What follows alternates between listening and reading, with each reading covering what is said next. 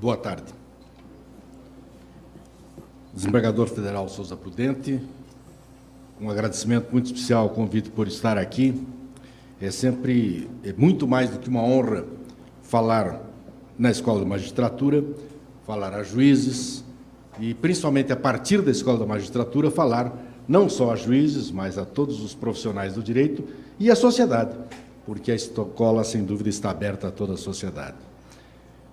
O meu tema, com o título que nós escolhemos, quase insólito, de falar dos beneficiários da Convenção 169, tem uma razão de ser. E parecia muito óbvio, no sentido de que quem são os beneficiários? Os beneficiários são aqueles que a própria Convenção diz quem são, que são os povos indígenas e os povos tribais. E aí está o problema. Quem são os povos indígenas e quem são os povos tribais? Muito especialmente, quem são os povos tribais? Nós temos uma convicção já bastante abalizada no direito brasileiro, na teoria geral do direito brasileiro, quem são os povos indígenas. E essa convicção está muito pertinente ao que diz a Convenção 169, que são os povos indígenas. Quem são?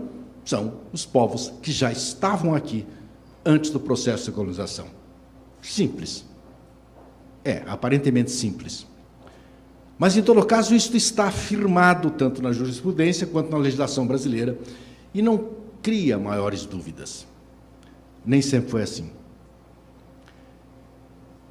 No começo do século XX, quando o sistema internacional, e principalmente o sistema internacional da Organização Internacional do Trabalho, começa a se preocupar, antes das preocupações da ONU, logo depois da Primeira Guerra Mundial, começa a se preocupar com aquilo que o capitalismo chamou de pleno emprego ou de estado de bem-estar social, houve uma preocupação tanto com o trabalho forçado, que era o substituto imediato do trabalho escravo, como com os trabalhadores que não trabalhavam. Isto é, aqueles que conseguiam prover sua própria existência sem aquilo que a modernidade chama de trabalho. Considerando trabalho, simplesmente aquilo que é o esforço humano para a produção de mercadorias. Então, todas aquelas gentes que produziam para a sua subsistência e que não tinham uma relação direta com a produção de mercadorias, ou não tinham o central de seu esforço humano para prover as necessidades produzindo mercadorias, não eram considerados trabalhadores. A OIT, então, logo no começo do século XX, faz duas distinções. Primeiro, uma campanha forte, que isso começa em 1929, contra o trabalho forçado. Contra o trabalho forçado, isto é, contra o supedâneo da escravização e contra o recrutamento forçado de trabalhadores. Essas são as duas vertentes iniciais, além da questão sindical, evidentemente, que a OIT se preocupa. E a OIT se preocupa com essas vertentes, e fique bem claro, porque dentro dela, a composição da OIT era uma composição de trabalhadores, empregadores, ambos sindicalizados, portanto, sindicatos de trabalhadores, sindicatos de empregadores e o Estado. Uma composição completamente diferente de todas as outras composições das organizações internacionais, sui generis, única. E isso lhe dá uma capacidade de discussão também a partir dos trabalhadores, o que é uma dimensão um pouco diferente da OIT. Pois bem, quando há uma campanha contra o trabalho forçado e contra o recrutamento forçado de trabalho, se verifica imediatamente que esse recrutamento se faz nos estados coloniais, africanos principalmente, e nos estados independentes, latino-americanos especialmente, sobre populações que não trabalham, sobre populações que provêm suas necessidades sem produzir mercadorias. E então começa uma preocupação, através de recomendações da OIT, para que essas pessoas que não produzem mercadoria, portanto, que repõem as suas necessidades através de um trabalho que não é chamado de trabalho, que os Estados se preocupem com eles e os integre no processo civilizatório, assim chamado. Pois bem, e como chama essa gente toda? Como chamam esses africanos das colônias e os da América Latina? Pelo curioso nome de trabalhadores indígenas. E o que significa exatamente trabalhadores indígenas? Significa trabalhadores locais, nativos, nascidos ali viventes, e que proviam suas necessidades com a natureza que ali estava. Isso que eu estou dizendo, evidentemente, não estão nas recomendações nem nas convenções da OIT, nas linhas, mas seguramente nas entrelinhas. Uma interpretação clara desses documentos do começo do século XX se refere a trabalhadores indígenas como todos aqueles que são nativos, ou seja, que nasceram. Isso vale para africanos e vale para latino-americanos. Portanto, isso vale para quilombolas, ribeirinhos, seringueiros, castanheiros, faxinalenses, fundos de pasto, vale para toda a gama de população que não diretamente produz mercadoria e vivem em relativa harmonia com a natureza. E o nome? Trabalhadores indígenas. Utilizando tecnicamente a palavra indígena, que significa nada mais nada menos que tendo a origem no local. Numa tradução mais fácil, são nativos, nasceram ali. E não na acepção de que são nativos com ancestralidade nativa, como nós entendemos, ou como, de uma forma mais ou menos por erro geográfico grosseiro, fez Colombo, chamando de índios. Portanto, quando se tratava de indígenas, não estavam tratando de índios, estava tratando de toda a população, de todos esses. Pois bem, as primeiras recomendações são nesse sentido. E, portanto, a palavra indígena, que não é usada no sistema jurídico brasileiro, só muito recentemente, significa todos os nativos, todos os nascidos, as pessoas nascidas. Portanto, não são os assim chamados índios. Pois bem, esses trabalhadores indígenas, há uma série de convenções, por exemplo, uma série de convenções e recomendações da OIT até 1957.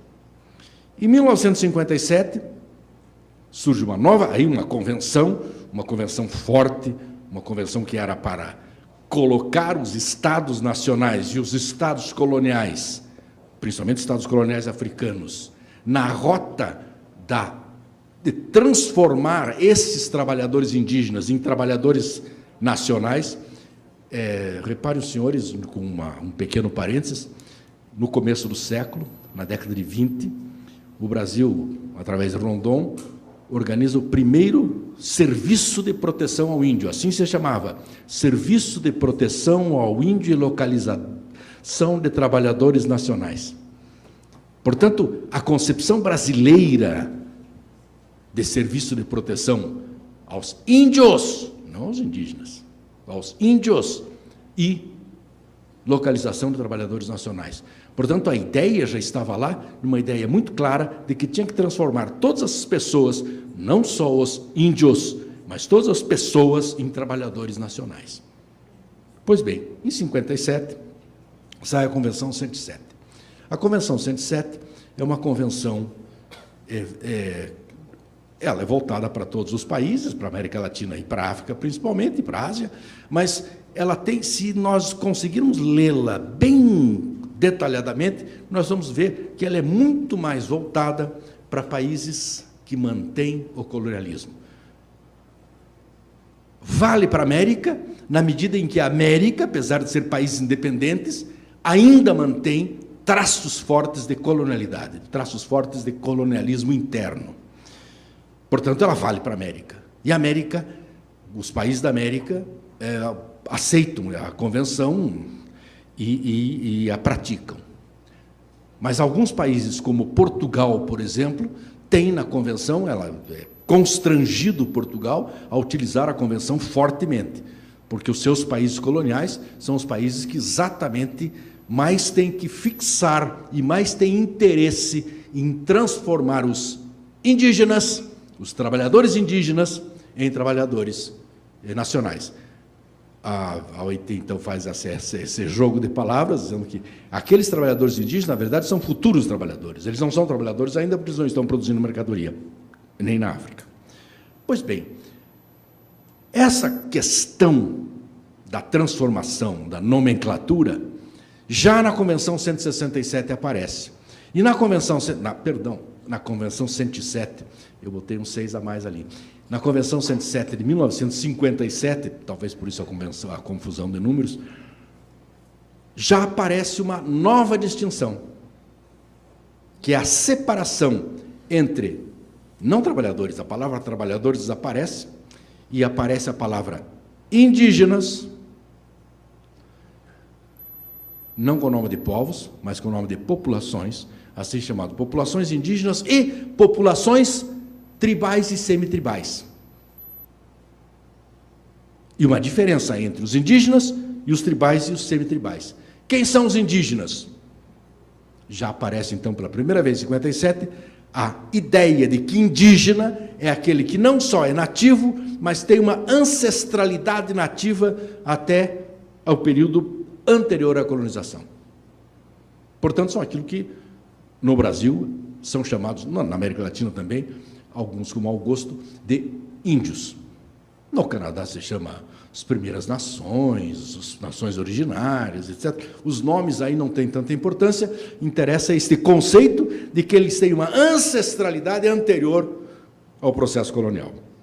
Pois bem, essa convenção, 107, é uma convenção cujos destinatários, cujos beneficiários são as pessoas. E usa a palavra membros. Aos membros das populações indígenas, isto é, que têm ancestralidade nativa anterior, e das populações tribais e semitribais, que são, não interessa a origem, não interessa a etnogênese, são as que se formaram recentemente, ou há 500 anos, no processo já de colonização. E aí inclui, obviamente, com uma clareza muito grande, todas as populações na América Latina, povos formados por descendentes de escravos, descendentes africanos. Portanto, todos os afrodescendentes que se constituem numa etnogênese estão nesta categoria de tribais ou semitribais. Na África, essa categoria de tribais e semitribais não corresponde àquilo que se chamavam das tribos africanas, porque são os que têm etnogênese posterior à colonização. E, portanto, são novas comunidades e povos que vão surgindo em um processo de desastrosa colonização africana. Todos nós sabemos, não vou entrar nos detalhes do processo de colonização africano, mas o processo de colonização africana foi um processo genocida, em primeiro lugar, etnocida, em segundo lugar, porque conseguiu dividir povos, separar povos, destruir povos e recompor povos de outros lugares que transformaram-se em inimigos daqueles que eram amigos e alguns amigos dos que se transformaram em inimigos.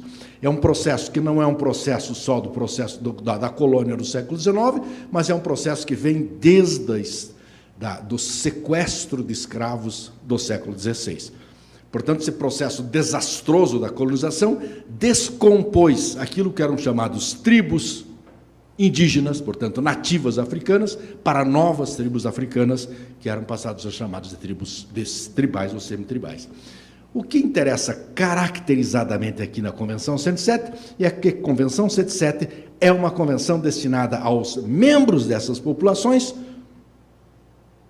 gerando a obrigação do Estado de transformá-los em trabalhadores. Portanto, integrá-los como trabalhadores, mostrar-lhes, de preferência sem impor, que a relação de trabalho, a produção de mercadoria, é muito mais positiva do que a autossubsistência em que eles viviam em relação com a natureza.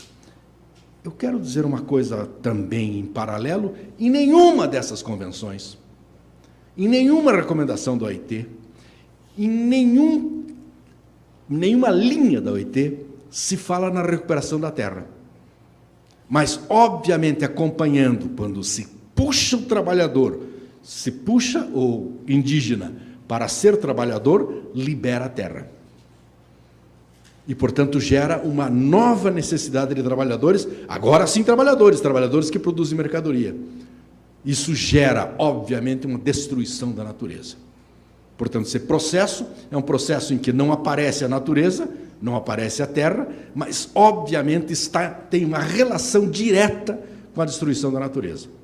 Porque, ao destruir essas comunidades que vivem integradas com a natureza, oferecem à terra um mercado que vai produzir mercadorias e, portanto, destruir a terra.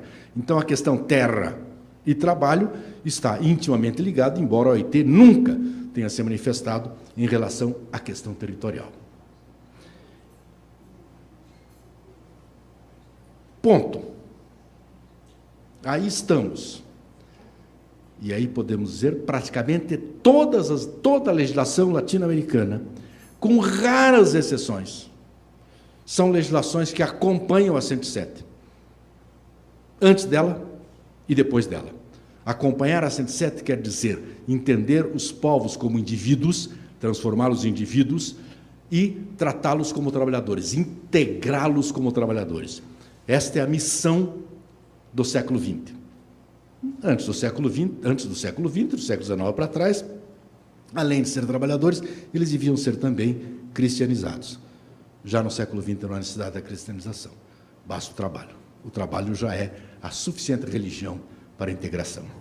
Pois bem, ocorre que na América Latina, e principalmente nos países de terras altas, e aí eu estou me referindo ao México e aos Andes, os povos indígenas começam a tomar, os indígenas, no conceito de ancestralidade nativa, começam a tomar uma consciência que é uma consciência completamente diferente do que temos nos séculos anteriores.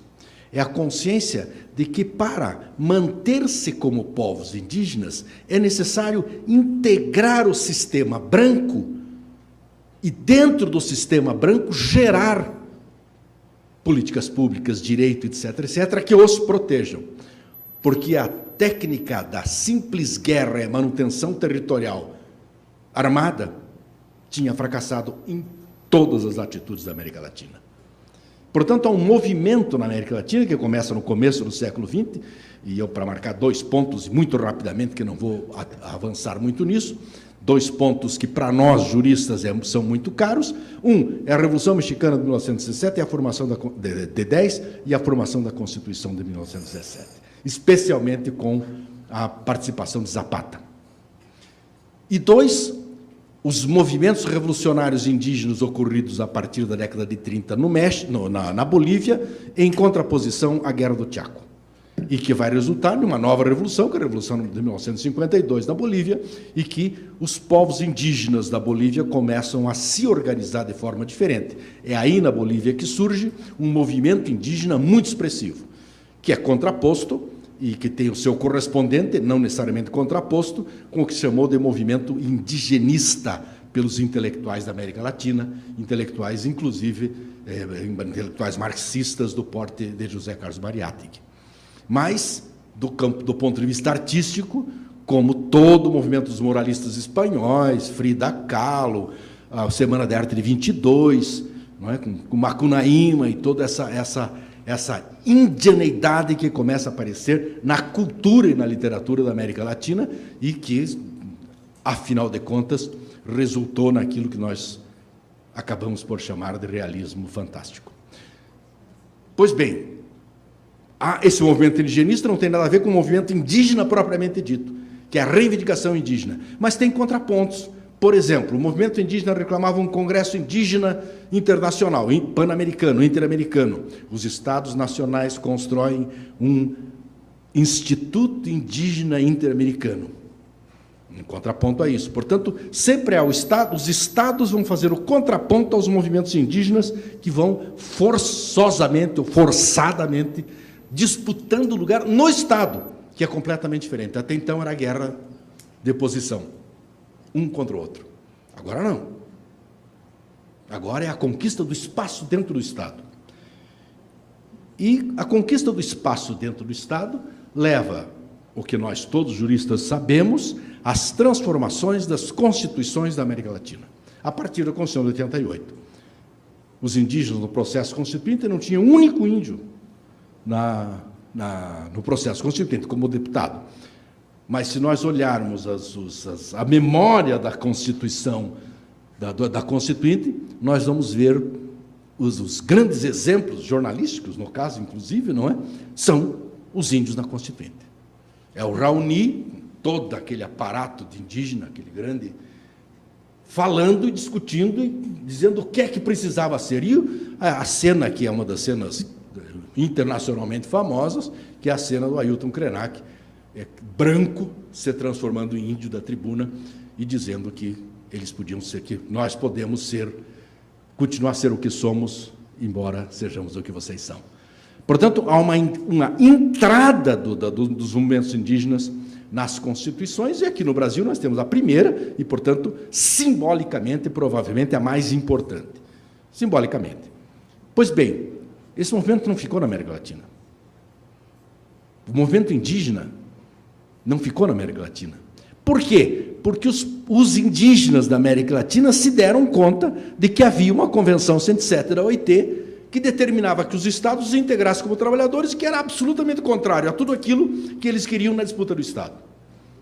E, portanto, os indígenas se associam aos empregados, nos sindicatos, e vão à OIT reclamar a revogação da 107.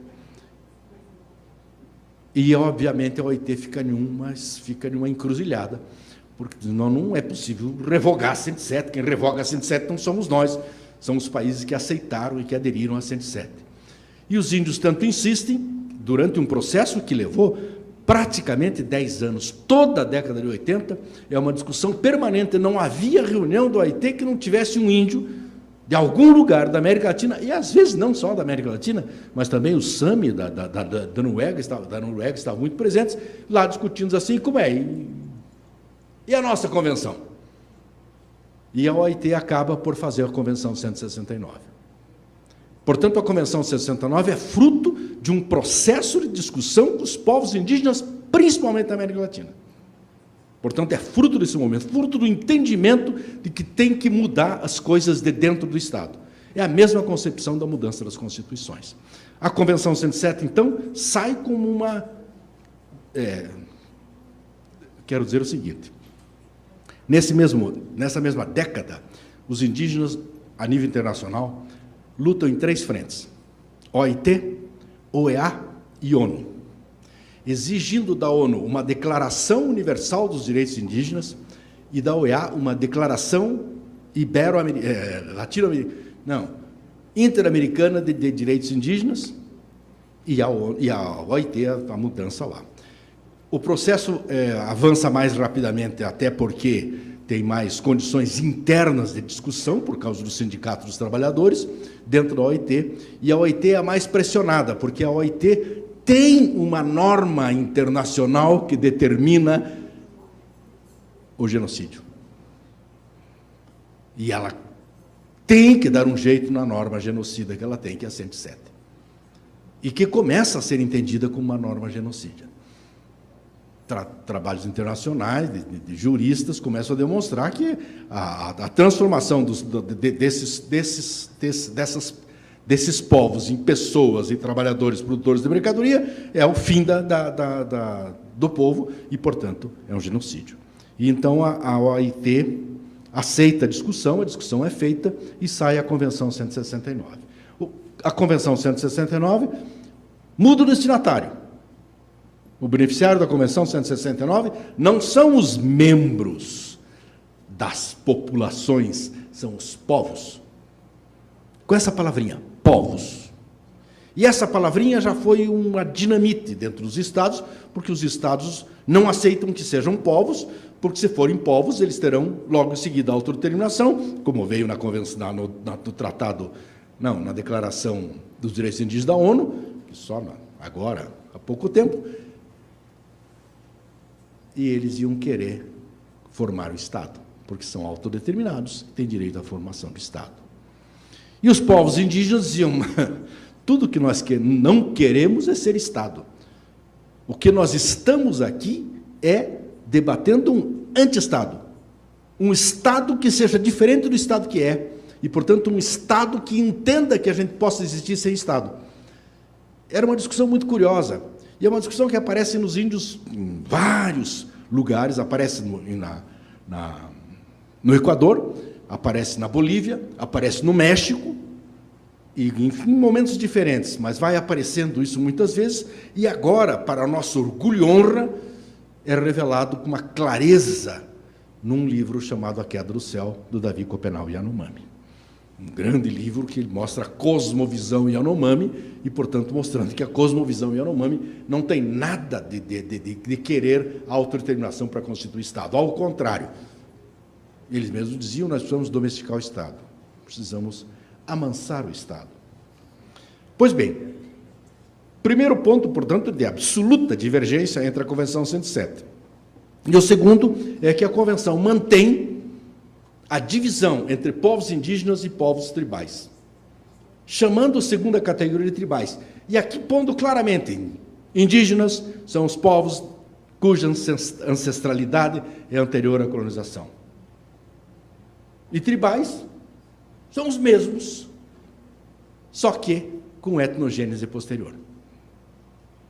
Portanto, essas duas categorias, a modernidade gosta de ser categórico, não é? Então, essas duas categorias, indígenas e tribais, que eram a mesma categoria no começo do século, que eram trabalhadores indígenas que deviam se transformar em trabalhadores modernos, passa a ser um problema de construção da etnogênese, do momento da construção da etnogênese. Pois bem, e a Convenção define antes os tribais, para depois dizer dos indígenas. E com os tribais é detalhadas. São povos tribais em países independentes, aqueles cujas condições sociais, culturais e econômicas os distinguam de outros setores da coletividade nacional e que estejam regidos total ou parcialmente por seus próprios costumes ou tradições, ou por legislação especial, no caso do Estado Nacional, tê-los. Esse conceito serve para índio.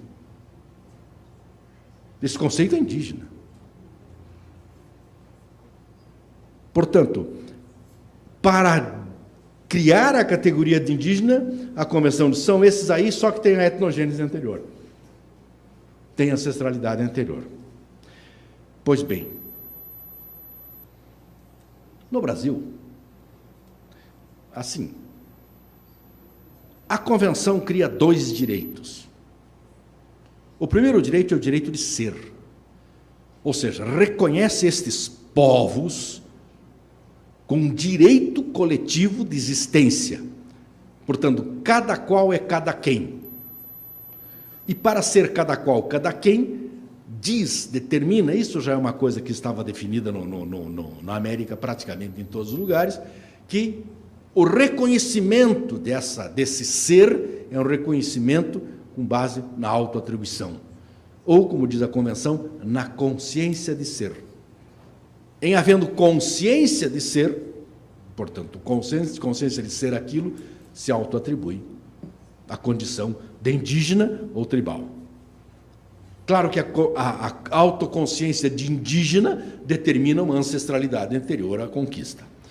E se não há essa ancestralidade, como é no caso dos quilombolas, eles não podem dizer que já estavam aqui antes da conquista, porque tem inclusive um orgulho africano, eles só podem ser qualificados como tribais, ou se auto-identificando como tribais. Pois bem, o segundo direito é o direito decorrente desse, que é o direito ao território. Que você pode dizer assim, o direito de estar num lugar. Se existe, se materialmente existe como coletivo, não pode ser, naquela figura poética do Paulo Mendes Campos, uma rosa sem haste que flutua no espaço. Não. Essa rosa, ou esse ser, tem que ter uma haste que o ligue a um espaço, e um espaço determinado. Portanto, a condição dessa territorialidade é uma condição intimamente ligada à natureza. Portanto, é uma natureza e não apenas uma terra. Natureza no nosso conceito, porque quando se lê Davi Copenau, ele diz, natureza é o quê? O que vocês chamam de natureza? E ele vai dizendo o que é que os brancos chamam de coisas tão estranhas. Essa coisa estranha que vocês chamam de natureza, vocês chamam, é a floresta? Mas é só a floresta? As gentes que estão dentro não é a floresta? E essa coisa que vocês chamam de território? E a onça não tem um território? Então ele começa a trabalhar esses nossos conceitos ocidentais e a gente vê que são realmente conceitos que a gente vai colocando em caixinhas determinadas e vai arrumando na nossa concepção e não na concepção do outro. Pois bem, esses dois direitos, o direito de ser e o direito de estar, e o direito de estar como decorrente necessariamente do direito de ser, são os grandes direitos. A partir daí, surgem os direitos que asseguram esses direitos, como, por exemplo, o direito de consulta a cada ato legislativo ou administrativo que se pratique, etc., etc., etc. Não vou entrar nesse tema, porque este tema tem dono, não é verdade? Não, tem dono aqui no seminário. Eu acho que é do Felício, né? O Felício é que vai tratar disso. Então, o Felício, então serve como introdução ao Felício, se ele concordar com o que eu disse, ele já aproveita da questão. O que me interessa dizer hoje aqui, e já me encaminhando para o fim, é a consequência disso. Então, vamos lá. Povos indígenas, estamos resolvidos. Todos nós sabemos quem são, a legislação brasileira reconhece quem é. Falta algumas coisas, como, por exemplo, o efetivo exercício do direito de consulta. Essa falta. Falta o efetivo reconhecimento de algumas territorialidades. Isso falta. Mas, enfim, nós sabemos que falta. Aos quilombolas, também mais ou menos estamos assim. Nós sabemos que existem, sabemos quem são, existe uma CONAC forte, organizada, que é capaz de identificar essas coisas. E o que me interessaria mais propriamente nesses últimos minutos que me restam é dizer daqueles que não são nem indígenas e nem quilombolas. São os outros povos. E os outros povos, qual é o problema dos outros povos? O problema dos outros povos é que o reconhecimento está feito. Mais ou menos, mas está feito. Nós temos decreto que reconhece que tem lista, tem um Conselho Nacional dos Outros Povos que tem uma lista imensa.